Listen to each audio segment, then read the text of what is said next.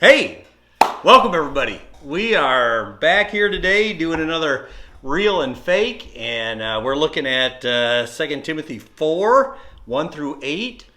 And I had to think of you as I looked at this passage because we got about running the race and some stuff like that.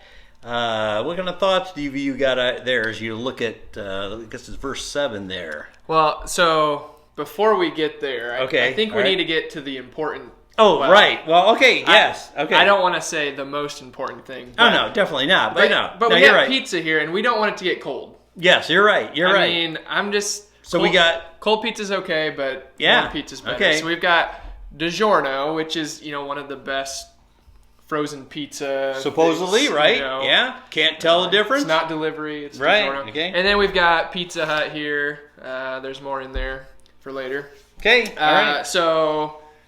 You want to go first? Yeah. All right. So I got my fork in hand. See if I can tell the difference here. Reach down. Grab. Okay. Yep, right there. Is there one there? Yeah.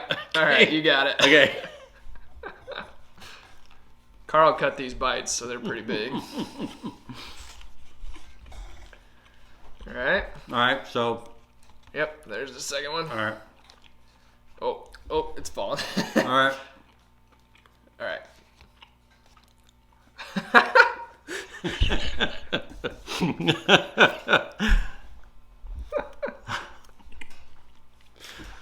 Oh shoot.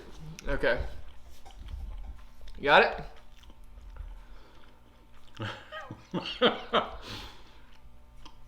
Well, I think that's the Pizza Hut one, the second one.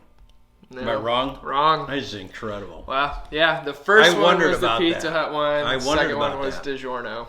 So. DiGiorno was really good. Yeah. All right. And we got, they're just plain pepperoni, so nothing too fancy. Yeah, about no, nothing. So I'm going to have it on the ground, so you'll be able to stub your fork. And so there's one. Go ahead. Okay. I got it.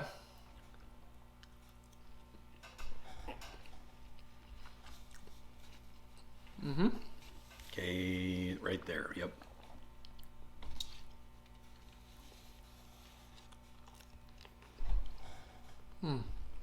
Easy.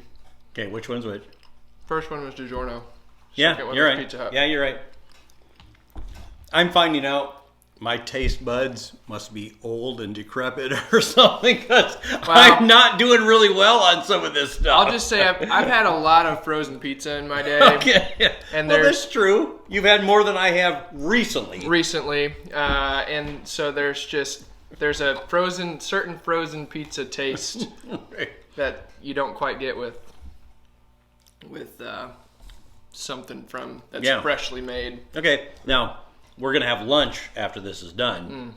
There's a lot more DiGiorno than there is. I'm not saying the DiGiorno is bad. I'm just saying the Pizza Hut is... You can tell the difference. Maybe I thought I'd really be able to tell the difference because I do love pizza, but that DiGiorno was really good. I thought the crust was better. So yeah, I know, weird. Okay, so looking at two similar things that are very close, and it's hard to tell the difference. In our Christian walk, when we're looking at real and fake, and looking at false teachers and not. Sometimes it is hard to tell the difference. I think it is when there's one thing that's off, or most things sound good and solid and according to Scripture, but then there's one thing that kind of throws it off. Which is interesting because I already asked you a question here, but I'm going to dodge that for a minute. Okay. Because after what you just said, so in this passage, verse 3, but having itching ears, they will accumulate for themselves teachers to suit their own passions. I think it's really easy for all of us. Yeah. This is what I want out of life. And so then you surround yourself with people who tell you those same kind of things, or you read the kind of books that do. And so, maybe if the Bible's not telling you what you want to hear, maybe you don't spend a lot of time reading it, or maybe you only read the passages in the Bible that... I just think it's really, really easy to do what Paul is warning Timothy about there. Yeah. Accumulate for themselves teachers to suit their own passions. Yeah. And you're right. It is incredibly easy because if it suits our passions or our desires, then there's nothing uncomfortable about it. And so, then it's just easy to follow that teaching or follow that teacher. But when you're looking at people in our lives that are truly staying solid in Scripture and staying true to Scripture, there's gonna be some uncomfortable moments with that, most likely, because Scripture never promised to make us comfortable. It promised to bring us closer to God, and that's gonna make us uncomfortable. It is, because it's fighting against our human nature and our own desires and stuff. Yeah. So back to my first question, when he says, "I fought the good fight, I finished the race, I have kept the faith." I thought about you, probably for a couple of reasons. I thought about you. One is your whole Iron triathlon. I always want to call it an Ironman. Well, to me, it's an Ironman. I mean, an Ironman is a triathlon. It's just bigger. The most extreme triathlon. It was pretty extreme to me because I can't even imagine swimming 30 yards, much less 750 meters. Yeah. So I mean, talk about that. What do you see? So it's interesting when I look at these. The first two things. I fought the good fight and I finished the race. I think back to the sermon that I preached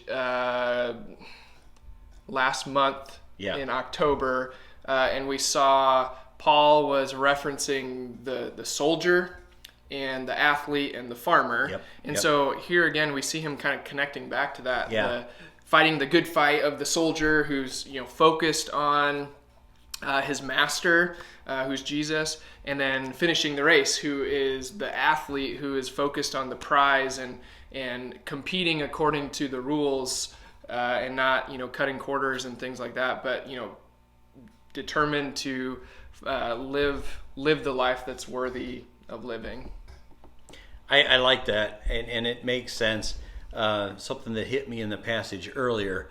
At the beginning, it talks about preach the word, be ready in season and out of season.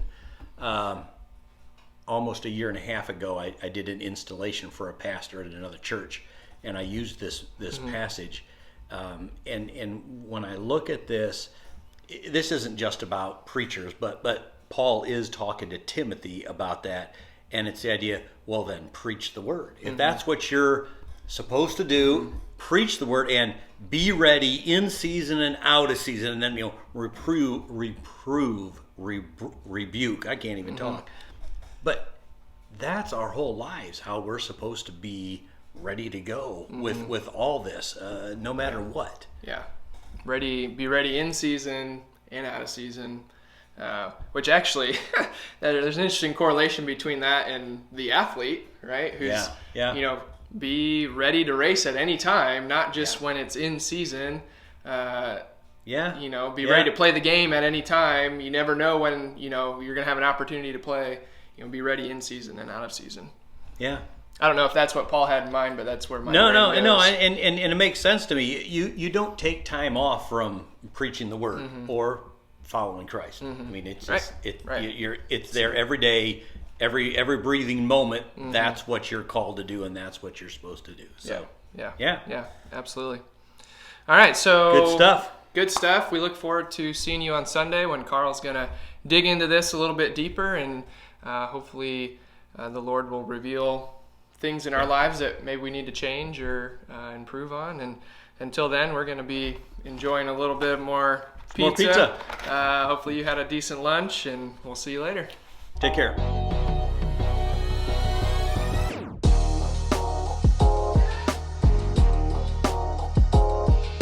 Hey. Also, that is not how that goes. I put it together and I just doing whatever. It works. All right. You'll have to show me how it goes then. Okay. You mean it stands up the other way? I leave to get pizza and you put it together like this. Yeah, and look at it. It's really good. Matter of fact, if I touch it, it probably did not like that. There you go. Hey. All right. Anyway. Did you see the board behind you? I did. So, is it your half birthday? It's my half birthday right now. Today? Oh. 10th. November 10th. May 10th.